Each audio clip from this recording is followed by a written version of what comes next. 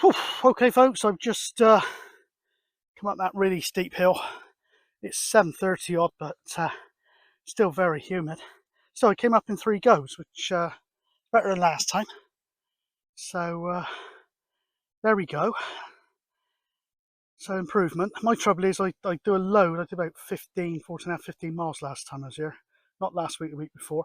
But I always really lapse badly the following week.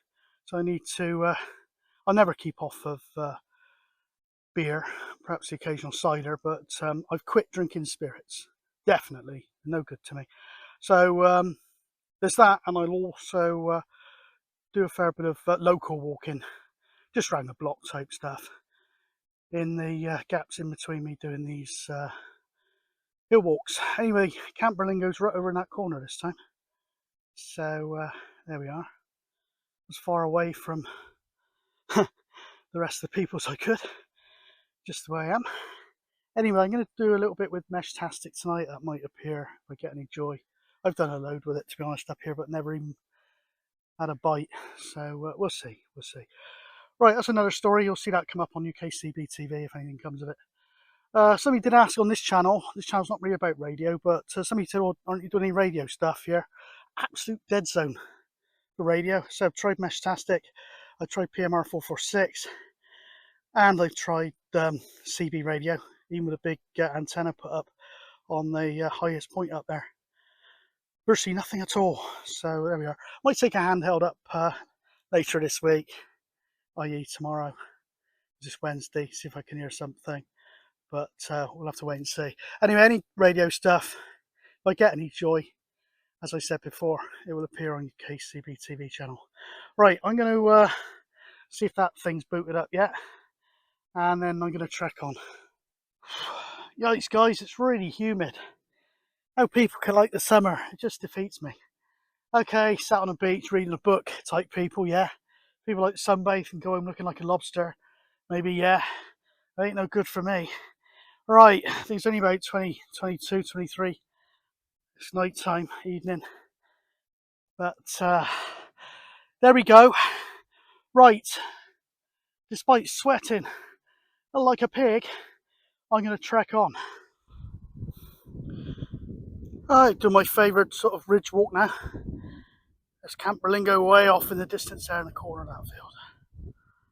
Anyway, I'm hoping to do like a circular route tonight and drop down just at the top of that forest section there and in at the far end there by good old Berlingo, and there's a couple of pints waiting for me. A couple of ales down there in order to dangle a carrot in front of my nose. Anyway, so I'm jolly pleased I went out at this time of night, and I'm starting to get a bit of air now, literally soaked in sweat. I can start asking how to get over there soon, because that's not very far, is it? Looks like I could just go up the back end of the farm, up through there, look.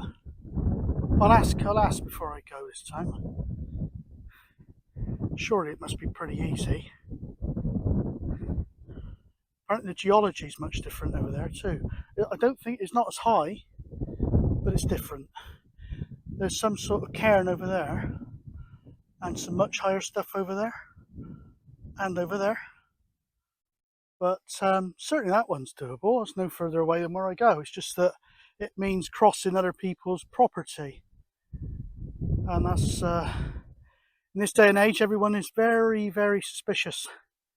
So then you've got to see some new person, and straight away they think they're up to no good, like rustling sheep or something. I've had that before. I only stopped off to call into a CB net, and some bloke was shouting and bawling something or other, trying to get a phone signal to report us. Literally just bloody stopped in a lay-by. Anyway, that's modern society for you. Anyway, I don't really care about that crap while I'm up here, so I'm going to trek on. Well, I'm literally walking through these ponds up here. Not as deep as I thought. They've dried out very quickly. Sheep must be struggling for places to drink. Not even marshy.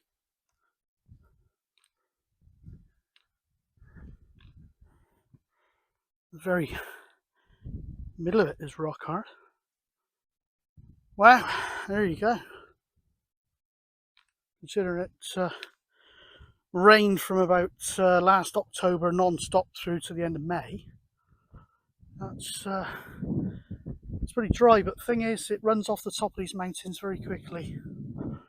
Even in that period, when I was coming here when it was raining all the time, it was just running off in streams and waterfalls and all sorts. I ain't doing that now, is it? Anyway, cracking view over there of Brecon Beacons. It's Panavan, Corndee. I guess that's cribbing.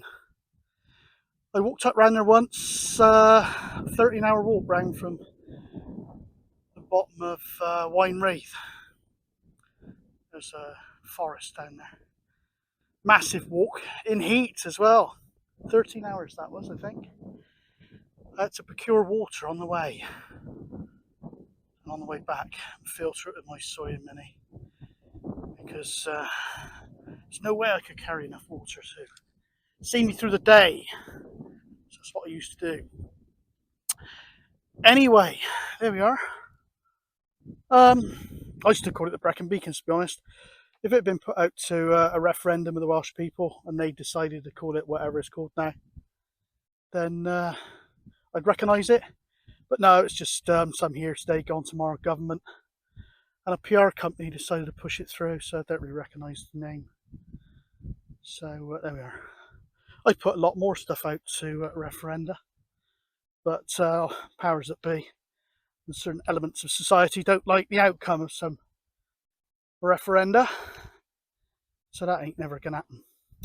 Anyway, I'm going to scoot across to those burial mounds and take a more direct route to a fork where I can take an alternative route back down through the edge of that hill down into the far side of the site right next to Camp Berlingo. Oh, lovely sunset over there. It's either that or it's a nuclear holocaust, one of the two. So yeah, it don't really show on the camera very well, but it's very, very nice. Red sky at night, shepherd's delight, as they say. I'm in the perfect place to call myself a shepherd tonight. So yeah, that is it's quite nice actually. Yeah, get some nice sunsets at home actually across the sea. So I'm never short of a good sunset, to be honest, when the skies are clear. That's nice setting. Oh, well, thanks for coming along, guys. It's me, myself, and I, and you, really. Actually, that is some sunset. Wow. Wow. That ball of sun is massive. Look at that. Said, don't really do it justice. Heavens above. Wow. I suppose when we're at home, I don't get to see it when it really goes right down because it's behind the mountains, but look at that. Bugger me. Okay, folks, I'm up by the trig point on the burial mound. Not seen anything spooky tonight, unlike one or two occasions before. But there we go. Interesting video from an old TV show. It's just a one-off, maybe a two-parter. I can't remember. One of my subscribers put me onto actually. It's called the Stone Tapes. The Stone Tapes, 1970s thing, and it's sort of in a sort of science fiction sort of way explained how ghosts could actually exist scientifically. Very interesting actually, and I believe that some scientists have actually thought, well, actually that could be plausible.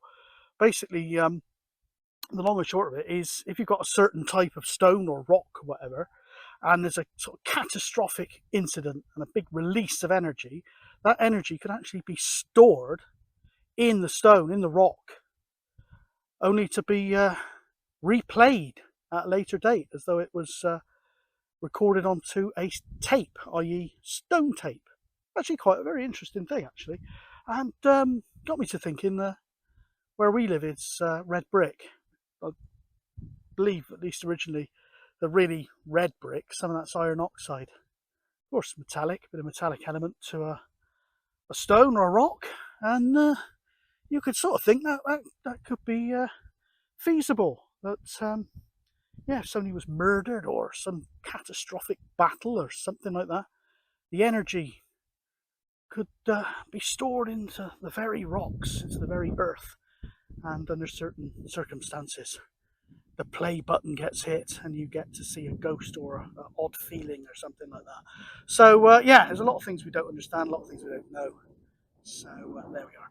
Anyway, so nothing doing tonight, so I shall plod on back.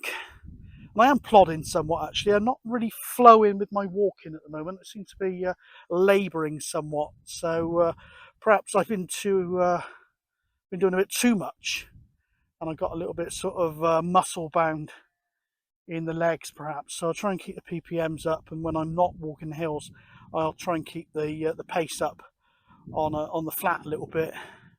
It might just be I'm getting bloody over 56 now, so can't expect miracles, can you?